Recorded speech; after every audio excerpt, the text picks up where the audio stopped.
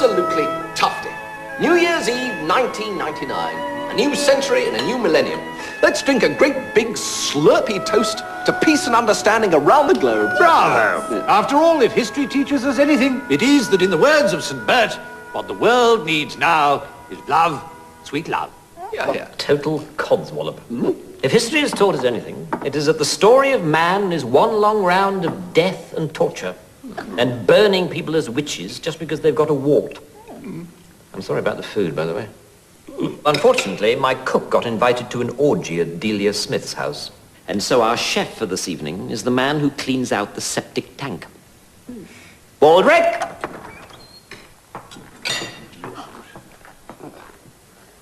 My lord, God save us. I trust you're all enjoying your food. No, we're not actually, Baldrick. What is this we're eating? It tastes as if someone with a bad chest cold has taken 2 spoonfuls of Benylin to loosen the phlegm and then coughed all over an avocado. Well, funny you should say that, sir, because... Yes, all right, Baldrick, yes. Thank you. You may go now. I believe you've got some other duties to attend to. Oh, yes. Excuse me, please, everybody.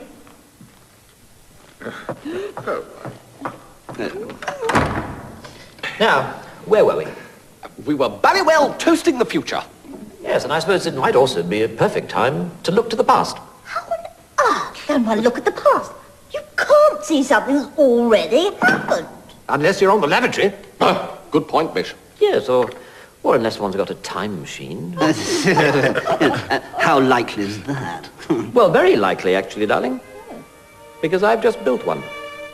Stuff and nonsense. I've heard some rubbish in my time. Every time I open my mouth, as a matter of fact.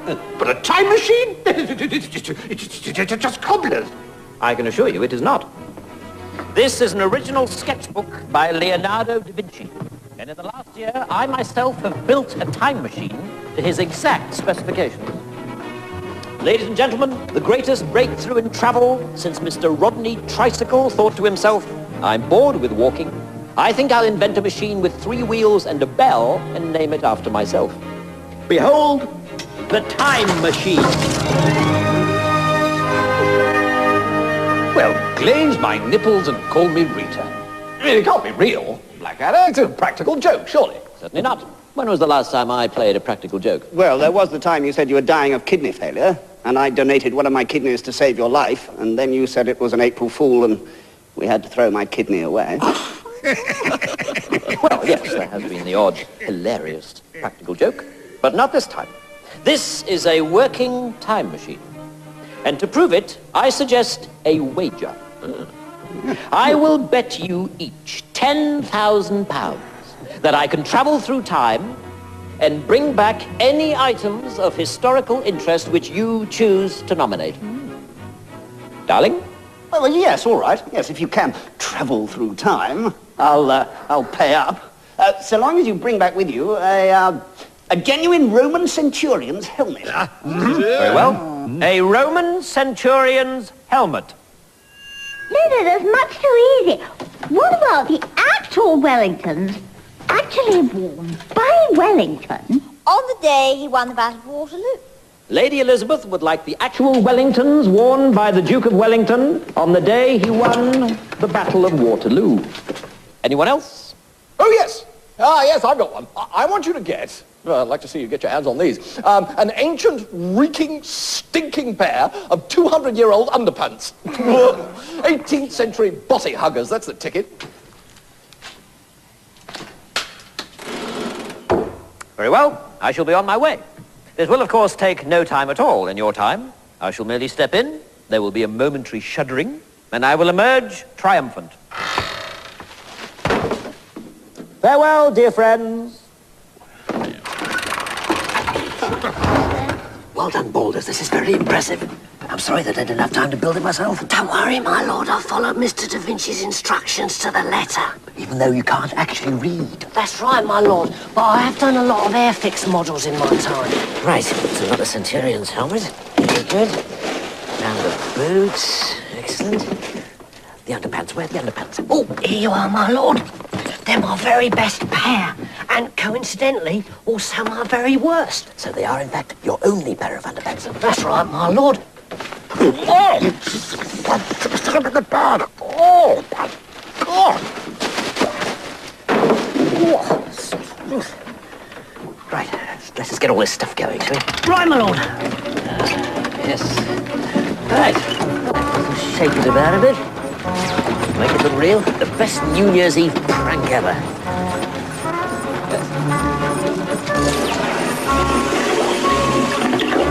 Here we go. You hide there. £30,000. Here I come.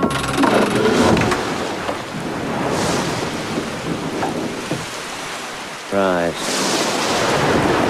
Interesting. What's happening, my lord? Well. For God's sake, do something, Baldric. Something useful. Come on, get something. Just throw, shoot, go on, go away. Sod off.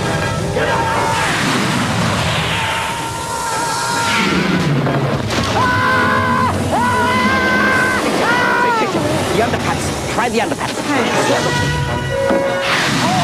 Bloody Brontosaurus. Oh, him, not me. What? It's my skin!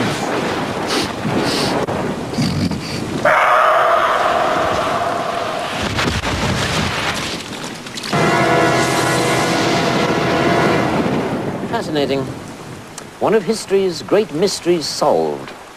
The dinosaurs were in fact wiped out by your pants. Well, Baldus, this is a turn-up for the books. You have built a working time machine and are therefore, rather surprisingly, the greatest genius who has ever lived. Thank you very much, my lord. Right, let's get out of here, shall we? No problem, my lord.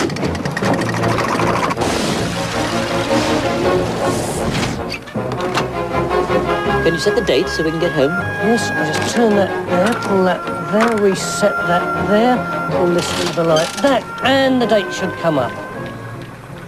But unfortunately it doesn't, because I was going to write the numbers on in felt tip pen, but I never got round to it. Right. So the date we're heading for is 2 watermelons and a bunch of cherries. That's right, my lord. In other words, we can't get home. Not as such. Excellent. Rather a spectacular return to form after the genius moment, Baldric. Still, I think someone with common sense ought to be able to resolve this. All we've got to do is put these controls back to where they were when we first set off. I think that was about there. Here and here. There. And that should get us home. Excellent. You threw away our winning items, Baldric, but at least we're home. Typical. They must have got bored and gone back for pudding. Right. Now, you're not going to believe that... Ah, Lord Blackadder.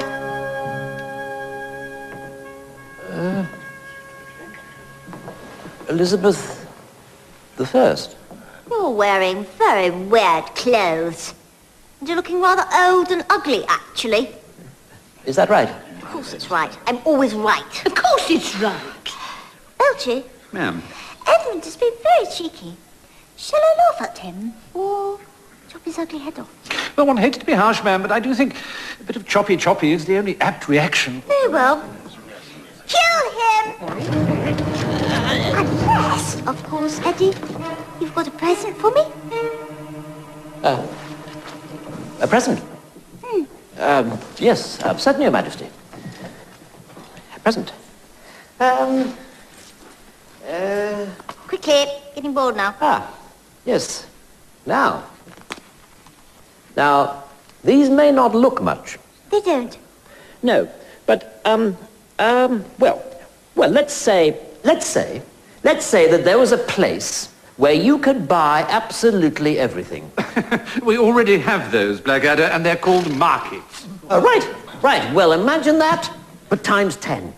As it were, a supermarket. Now, if you gave someone at one of these supermarkets this, he would give you some bonus points, which would mean that once a month you could buy a tin of baked beans at half the normal price. Kill him. No, that mustn't be. Oh! What are they? Oh, they're just sort of sweets. Minty things. I want one. Yes, Your Majesty. Oh, it's got a hole in it. No, they're meant to be like that. Oh. That's how they're made.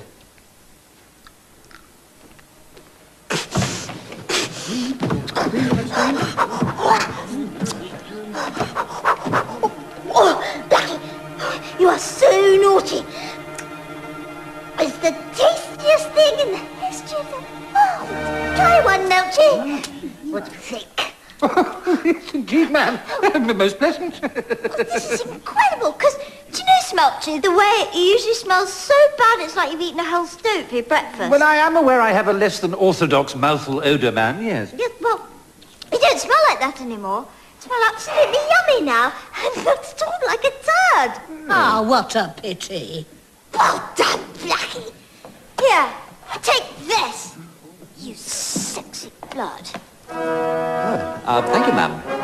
Now, go forth and bring back lots more minty things in the next 5 minutes, or I'll come after you and crush your skull like an egg. Certainly, Your Majesty. I'll be right back. Thank you very much. Thank you.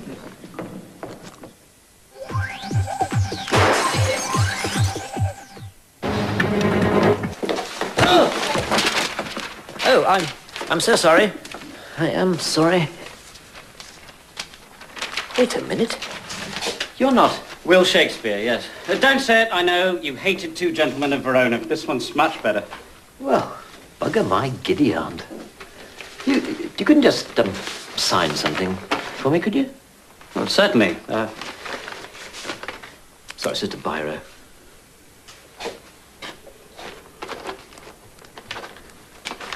Thank you. Oh, and just one more thing. Yeah. That is for every schoolboy and schoolgirl for the next 400 years. Have you any idea how much suffering you're going to cause? Hours spent at school desks trying to find one joke in A Midsummer Night's Dream. Years wearing stupid tights in school plays and saying things like, "What ho, my lord," and "Oh, look, here comes Othello," talking total crap as usual. Oh, and... Oh! that is for Ken Branagh's endless, uncut 4-hour version of Hamlet. Who's Ken Branagh? I'll tell him you said that.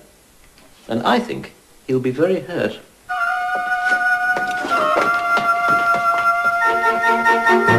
Right, let's get out of here, Balder. Certainly, my lord. By the way, if we're lucky enough to get out of this alive... Yes, my lord. Remind me to kill you, will you? Oh, all right, my lord. Now, it was down here when we were at the dinosaurs. It's in the middle now, so why don't we try it here? That should do the trick. Yes, I suspect that's a little too far forward. Back!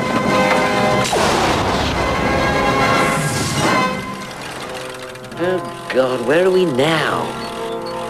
Oh, dear. You think it's safe? I don't know. Does this look like a dangerous place to you, Baldric? This empty wood?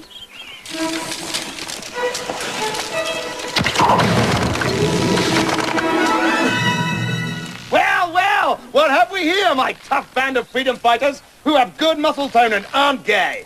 Oh, God. Ha!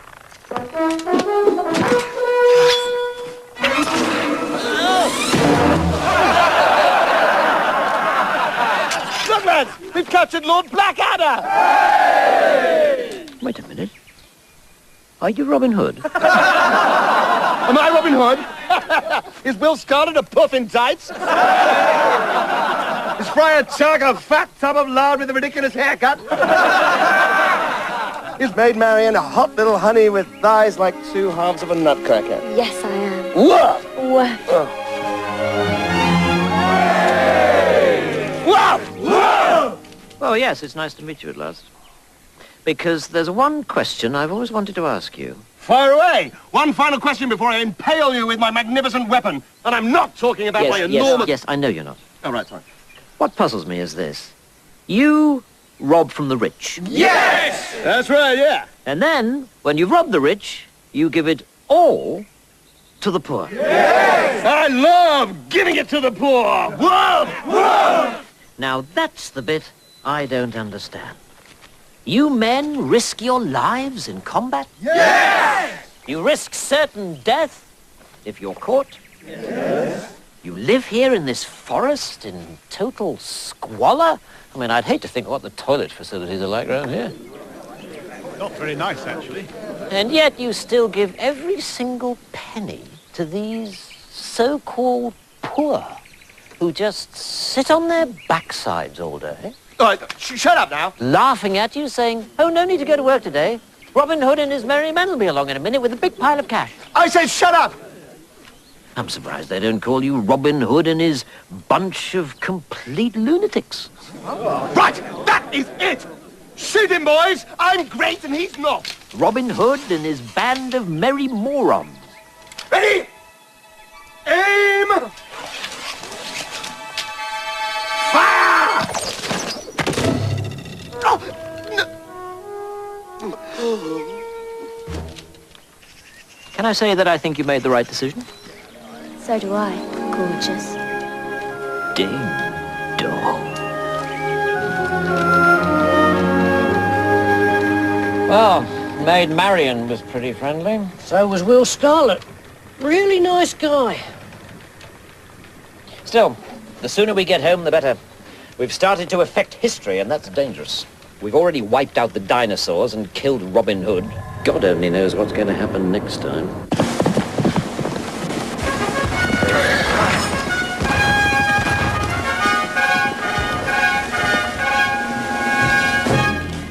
My Lord Emperor, I, the Duke de Darling, bring news.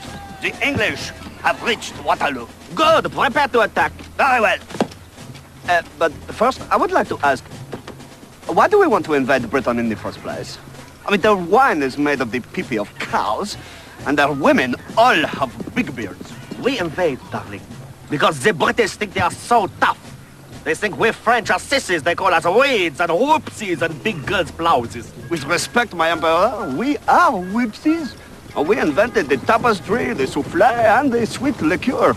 We will be slaughtered the minute we mince up the hill. Do not despair. It is my firm belief that God hates the British. He will intervene miraculously and send us a glorious victory on this field of Waterloo. Oh, bravo! A lovely uniform today, by the way. Oh, thank you. I think it works.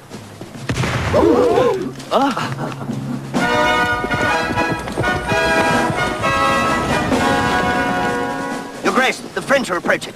Excellent. I have a superb plan which cannot fail but results in the complete destruction of the French army. Oh, splendid. Well, tell me at once, Your Grace, and I'll spread the news to the troops. Very well. The plan is... God, I'm brilliant. You know, I surprise myself sometimes. I really do. Yeah. The plan is to allow the French to come within 100 yards of us, and then, and this is the completely original and brilliant part. Yes. Then... Your Grace! The Duke of Wellington is dead! Whoops. Alas, alas. Without the plan, the day is lost. Pardon me. Thanks very much. May as well try and win that cash anyway.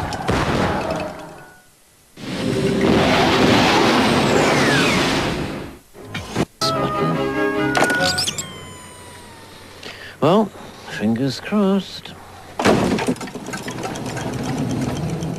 What can you see, Borders? People in very short skirts, my lord. Ah, excellent. The 1960s. At last, we're getting close. I might stay a while, actually, for a bit of hippie free love. Not that free love would make a lot of difference to you, would it, Boulders? I mean, what would a sheep do with money? Not girls in skirts, my lord, men. Ah, Spandau Ballet, 1983. I think not, my lord. What? Romans. We're still centuries out. Come on, let's go. Although, I might just steal myself a Roman helmet while we're here. That's interesting. The machine seems to be seeking out our DNA across time. Just brilliant. What, O Centurion? We're facing a horde of ginger maniacs with wild goats nesting in their huge orange beards. Or to put it another way, the Scots. And how does our inspired leader Hadrian intend to keep out this vast army of lunatics? By building a 3-foot-high wall. A terrifying obstacle. About as frightening as a little rabbit with the word boo painted on its nose. Ooh. Oh, come now, Centurion. I won't have that. This wall is a terrific defense mechanism. Why, surely not suggesting that a rabble of Scots could get the better of Roman soldiers. Okay, Legatus. Welcome, General. Splendid. Good to see you practicing your English, Georgius.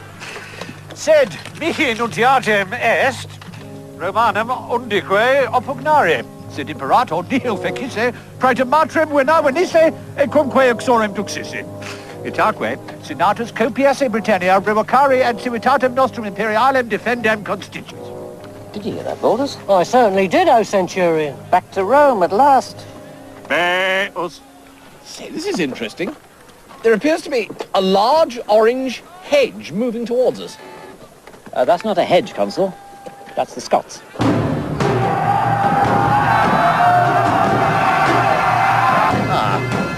Continuate. Shall we run, my lord? Yes. Perhaps we could negotiate. Last one there gets hacked to pieces by Rod Stewart's great-great-grandfather.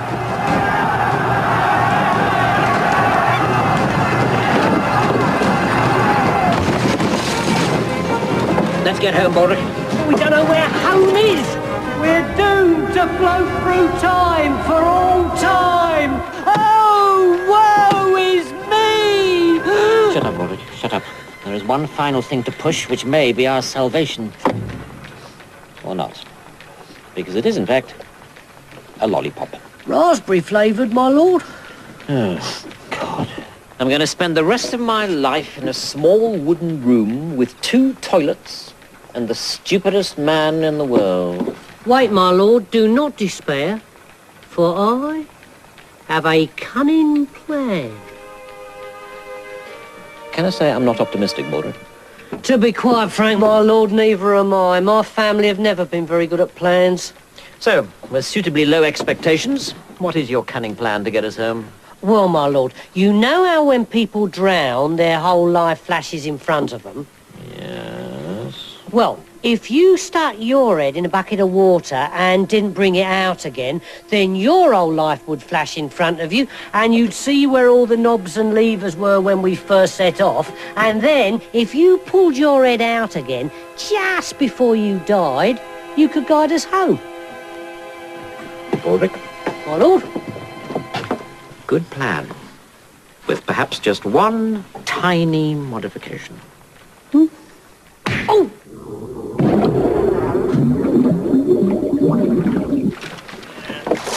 How's it going? I'm 18 years old. I've just left nursery school. Okie dokie.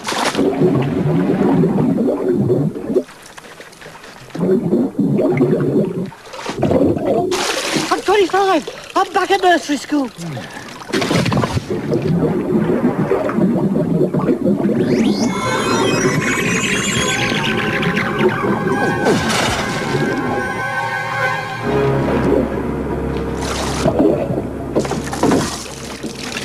Got it! Very good. I wish I flushed the loo first. Yeah.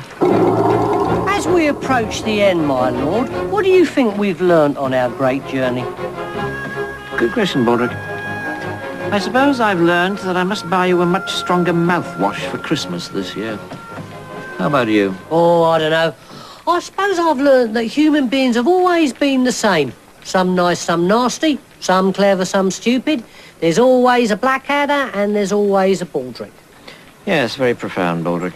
Also, it occurs to me, Oh, God, there's not more, is there? if you're in the right place at the right time, then every person has the power to go out and change the world for the better.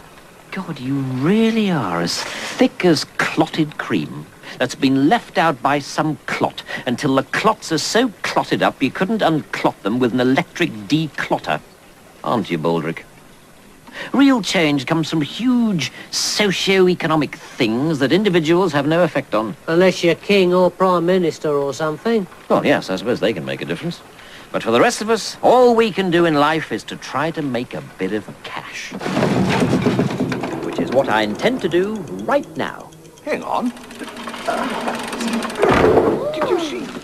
Good Lord, Blackadder, what happened there? Yes, everything went sort of squiggly. I have, in fact, returned from the past. You surely don't expect us to believe that, Blackadder. Clearly, that was all some sort of cheap conjuring trick. On the contrary, darling. Well, bravo, with big brass bells on. And as a little bonus, the crown of Queen Elizabeth I of England. Well done, Blackadder.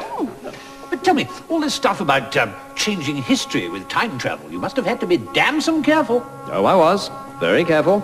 So, Blackadder, tell us, did you hang out with any, big-time celebs? Well, yes, actually. For example, this belonged to none other than Robin Hood. Who? Robin Hood. Never heard of him. We'll have to do better than that, Blackadder. Right. So you've never heard of Robin Hood? No. Well, this is the title page for Macbeth, signed by Shakespeare himself. Oh, no, come on, you've heard of Shakespeare. He's the fellow who invented the ballpoint pen. Yes. Well, I might have had an effect on one or two things, but nothing important. Well, never mind, Blackadder. You've certainly won your bet. So here's your 10,000 francs, and jolly well deserved too. What do you mean, francs? What do you mean? What do I mean, francs? Well, surely you mean 10,000 pounds. Pound? We haven't used those for 200 years. Not since the Emperor Napoleon won the Battle of Waterloo. Which reminds me, it's time for us to get to the television. Monsieur le Président will be broadcasting from Versailles any moment. Are you coming? No, I might just go on one final little trip. Oh, no, don't go. You haven't had a bite of the delicious garlic pudding. After which, I'm going to do a petit peu de ballet.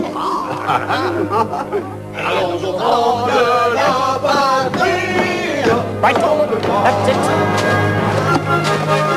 Come on, bowlers. We've got to save Britain.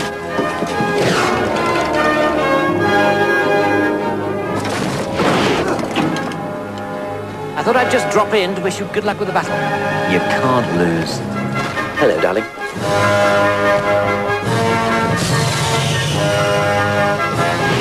There's one question I've always wanted to ask you. Yes? How come you're so great? Because I'm me. I'm a very big fan, Bill. Thank you. Keep up the good work. King Lear, very funny.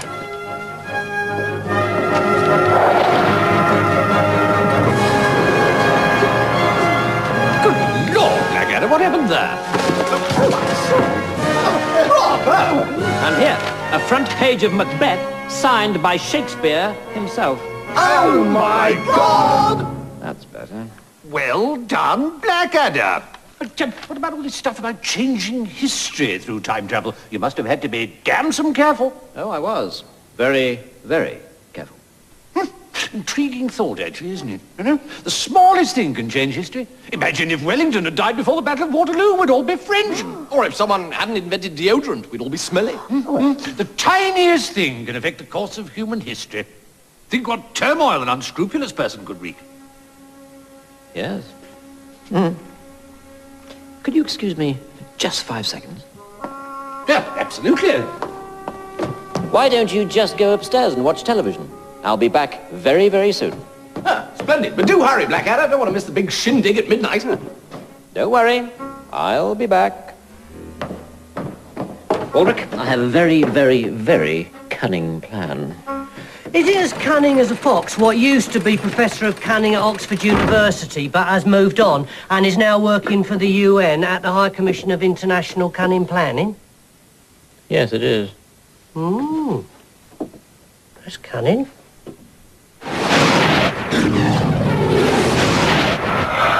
Right, here goes. And now excitement is reaching fever pitch as the final guest of honor arrives at the Dome. Many of the crowds have been here for up to 36 hours waiting for this moment, and I'm sure they won't be disappointed. As the great car sweeps into view, because here at last is the King himself, King Edmund III, universally loved, 98% approval rating across the country. And with him his gorgeous new bride, Queen Marian of Sherwood, the nation's most famous beauty, beloved by all.